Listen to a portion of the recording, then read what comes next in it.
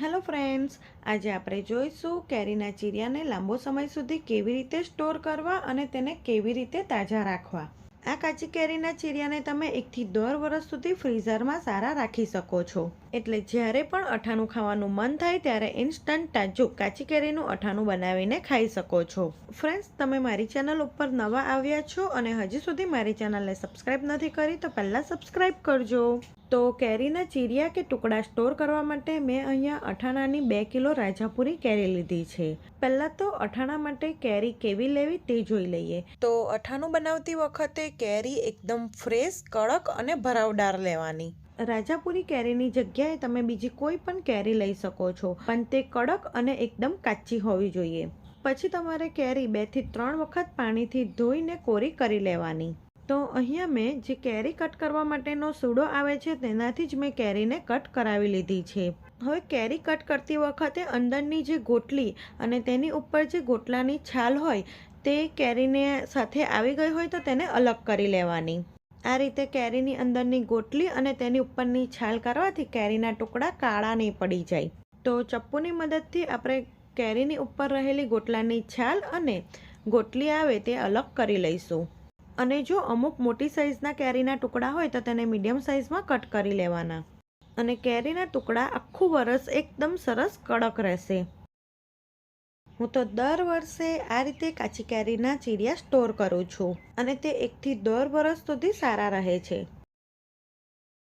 તો અહીં બધા જ કેરીના ટુકડા એક સરખા થઈ ગયા છે। હવે આપણે તેમાં 1/2 ટેબલસ્પૂન જેટલી હળદર નાખીશું। સાથે 2.5 ટેબલસ્પૂન જેટલું મીઠું ઉમેરીશું અને આ રીતે વાસણથી જ કેરીના ટુકડાને ઉછાળીને હળદર અને મીઠું કેરીના ચીરિયા સાથે મિક્સ કરી દઈશું।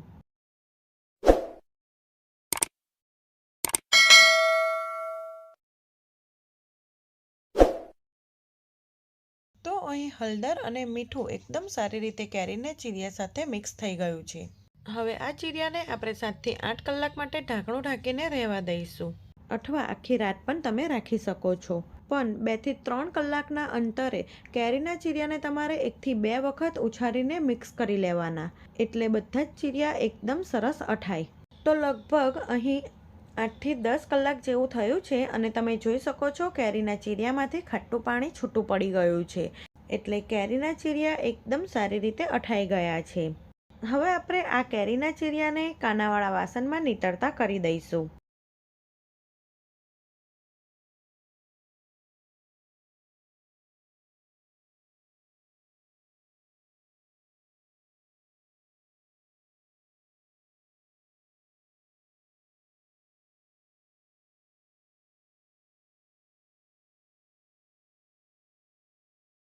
આ રીતે થોડા થોડા કરીને કેરીના ચીરિયાને કાનાવાળા વાસણમાં નીતરતા કરી દેવાના।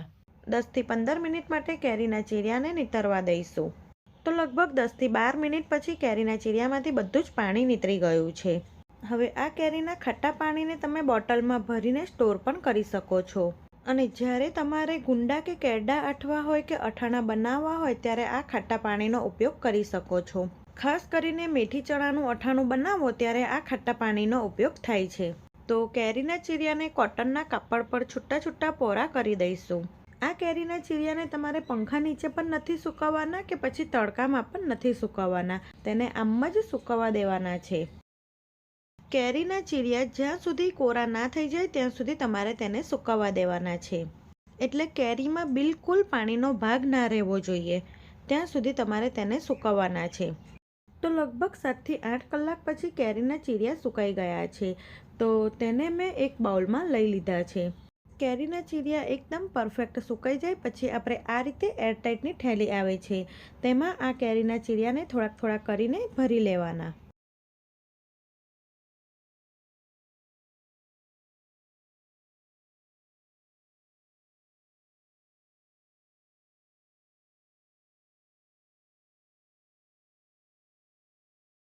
અને થેલીમાં જે પણ કંઈક એર હોય તેને કાઢી લેવાની અને થેલીને એકદમ ટાઈટ બંધ કરી દેવાની।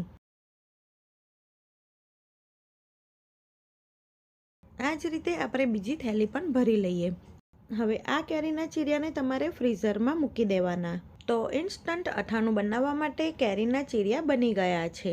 અને જ્યારે પણ તમારે તાજું અઠાણું બનાવવું હોય ત્યારે 1 કલાક પહેલાં કેરીના થોડાક ચીરિયાને કાઢી લેવાના અને બાકીના કેરીના ચીરિયાને ફરીથી પેક કરીને ફ્રીઝરમાં જ મૂકી દેવાના. એટલે જ્યારે પણ તમારે અઠાણું ખાવાનું મન થાય ત્યારે તાજું અઠાણાનો મસાલો અને કેરીના ટુકડા નાખીને ઇન્સ્ટન્ટ કાચી કેરીનું અઠાણું બનાવીને ખાઈ શકો છો. તો કેરીની સિઝન પૂરી થાય તે પહેલાં આ રીતે કેરીના ચીરિયાને તમે સ્ટોર કરી લેજો. તો કાચી કેરીના ચીરિયા સ્ટોર કરવાની રીત તમને કેવી લાગી તે મને કોમેન્ટ કરી જરૂરથી જણાવજો. જો તમને મારી આ કેરીના ચીરિયા સ્ટોર કરવાની રીત ગમી હોય તો મારી ચેનલને સબસ્ક્રાઈબ કરજો અને વધુને વધુ તમારા ફ્રેન્ડ સર્કલમાં શેર કરજો. Thanks for watching.